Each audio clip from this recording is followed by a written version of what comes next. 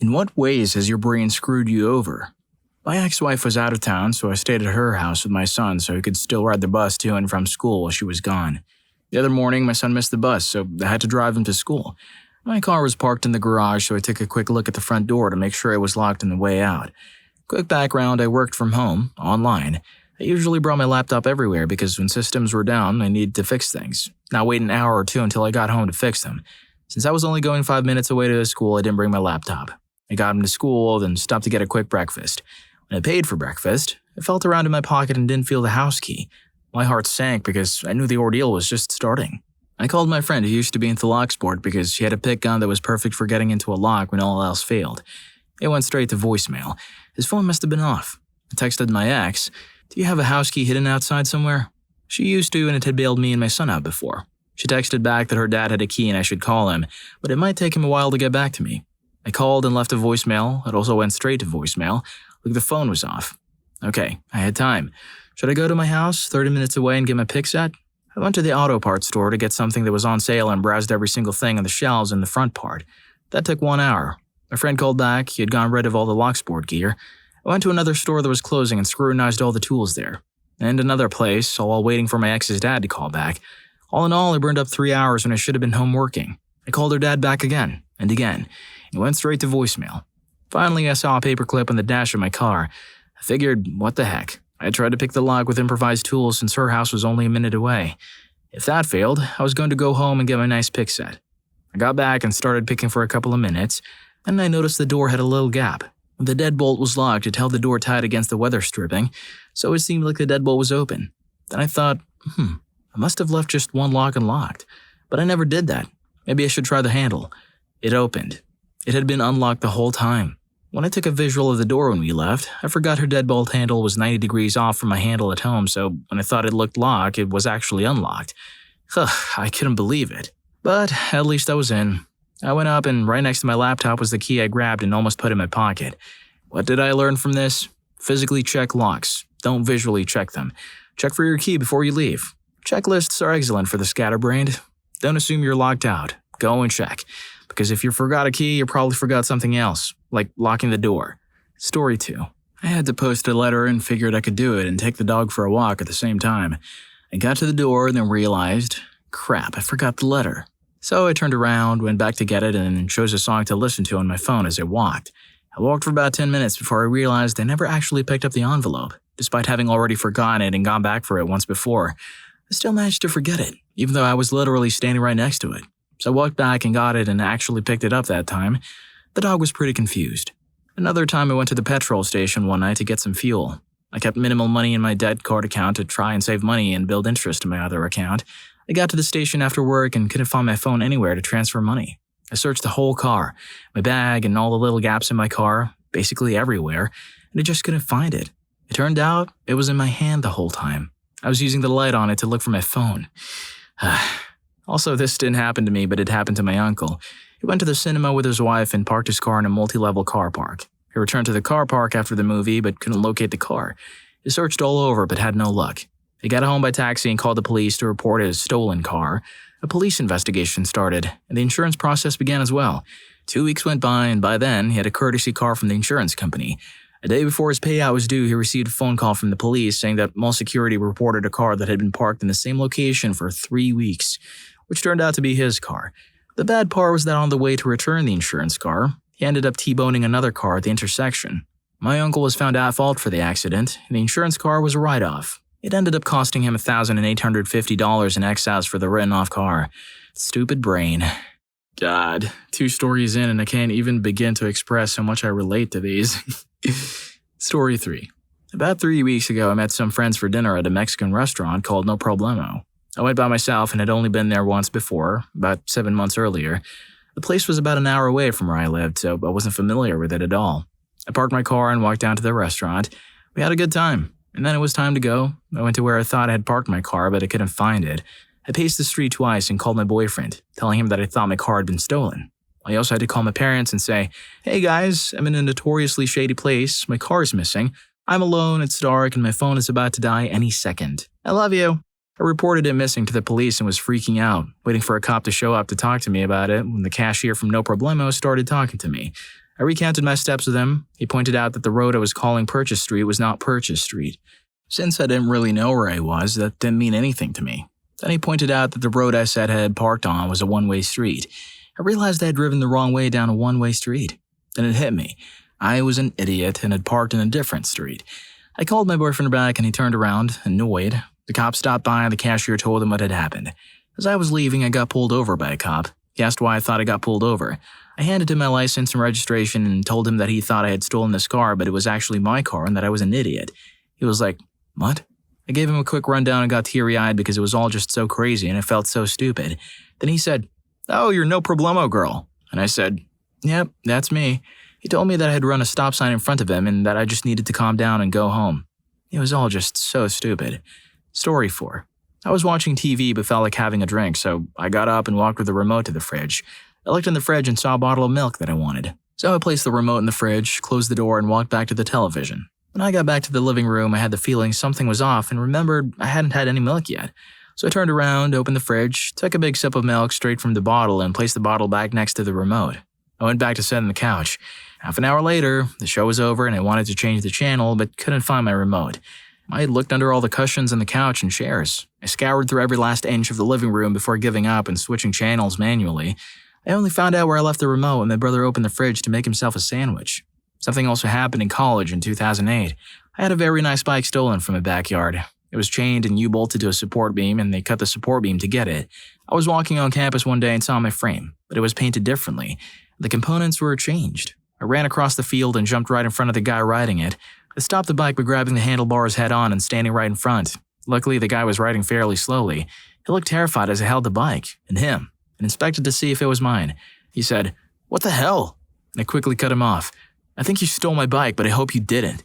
I was far more intimidating than this dude, so he was terrified. After about 20 seconds, I realized it wasn't my frame, and I apologized. I said, "Sorry, dude, I thought this was my bike, and someone wrecked my house when they stole it from me." He responded, "Dang, I'm just happy you didn't rough me up." I felt terrible. Imagine you're riding your bike and someone just jumps out of nowhere. That'd be so terrifying. Story 5. My dad was leaving work late one evening and went around checking that all the lights were off. He started to step into an office, flicked off the light switch and looked to his left, and froze. Very slowly, he backed out. Against the wall, he could see the bottom of a person, shoes and legs, and they were moving slowly, probably hiding as he heard my dad walk through the office. Heart thumping and scared that he was going to meet a burglar, he quickly and quietly ran like hell outside and called the police. He had a good description of the pants and shoes the guy was wearing. Within minutes, police cars started to arrive. There are lots of police cars.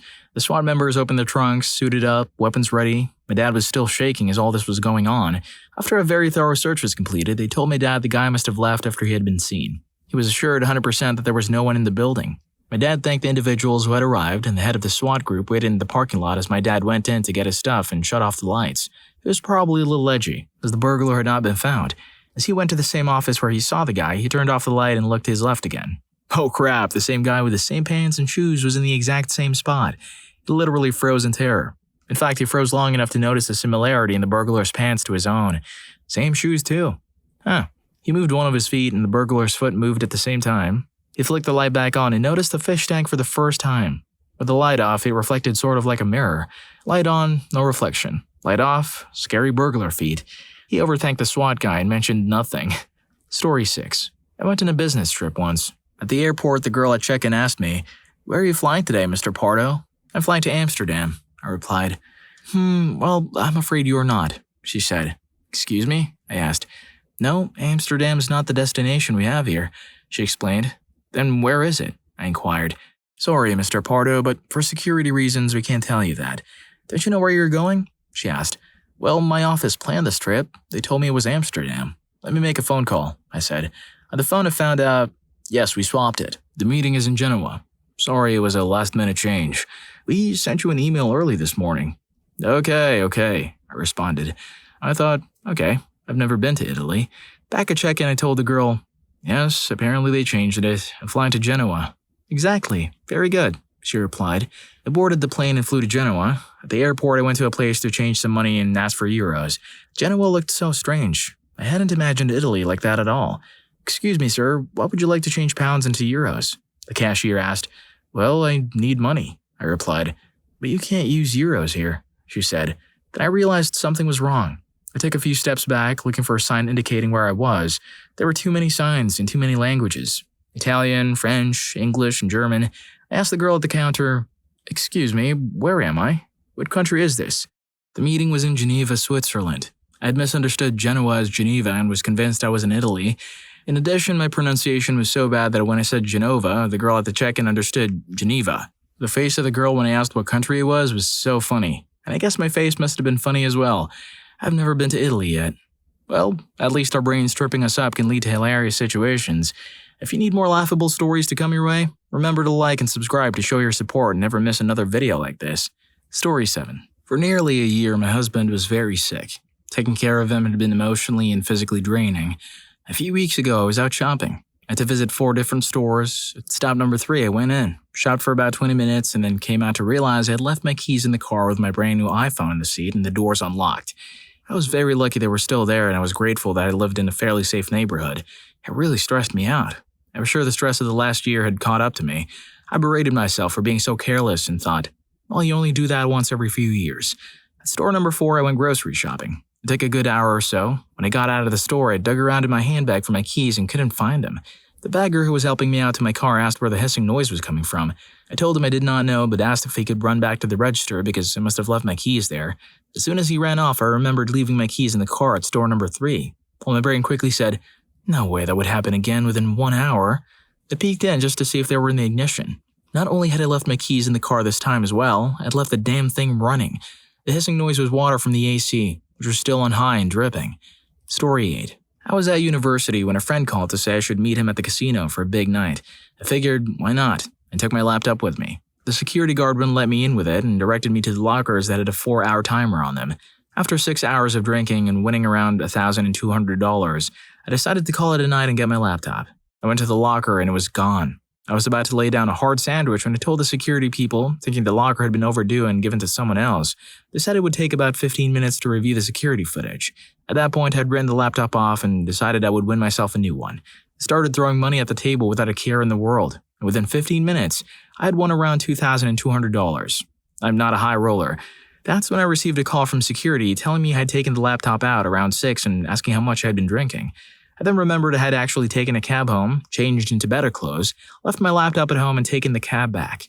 I felt like an idiot for about 5 seconds until I realized I had $2,200 in my laptop.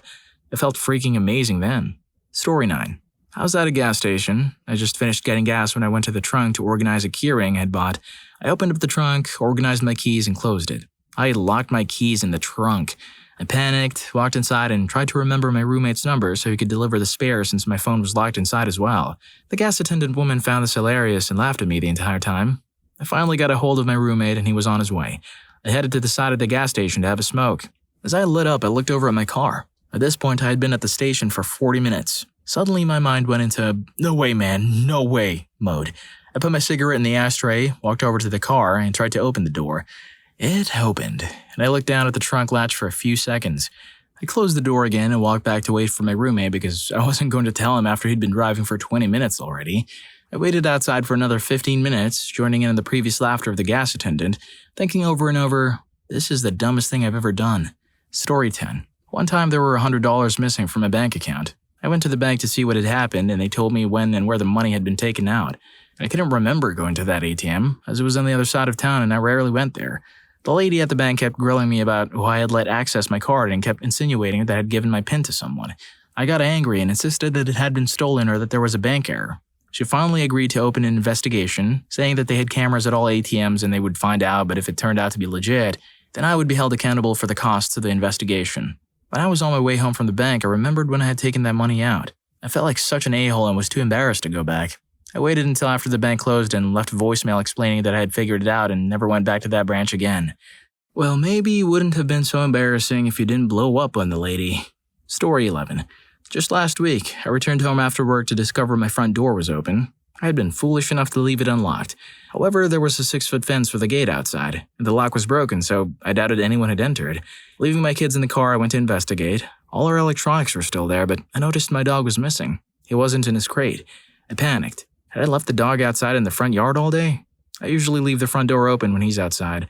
Would the mail lady have mentioned the dog barking? Did he jump over the 6-foot fence? Did animal control take him while we were away? Was he upstairs? Did someone steal only my dog and leave the others? The kids were restless and screaming in the car. I tried dialing the police non-emergency number, but my son was screaming for a snack, so I hung up before completing the call. Stepping out to tell him to wait, I realized he was at a doggy daycare. Story 12. Several years ago, I had an eye condition requiring medication and heavy dilation of my left eye. This made me highly sensitive to bright light. My close range vision was blurry and out of focus. However, I could see adequately with my right eye. At a Christmas dinner with friends, we enjoyed some beautiful Christmas cake. I kept mentioning how it tasted herby, which amused everyone. It seemed odd, but I dismissed it. Feeling strange, I went to the lounge to relax and watch a movie. The movie became surreal, and I felt spaced out. Suddenly, I noticed something odd about my hands. My right hand was fine, but my left hand appeared shriveled and wrinkled, almost distorted. I stared, growing more anxious. There seemed to be something terribly wrong with my hand. As you've likely guessed, my friends had baked a space cake without informing me. Despite being aware of my eye condition, I completely forgot after consuming some herb.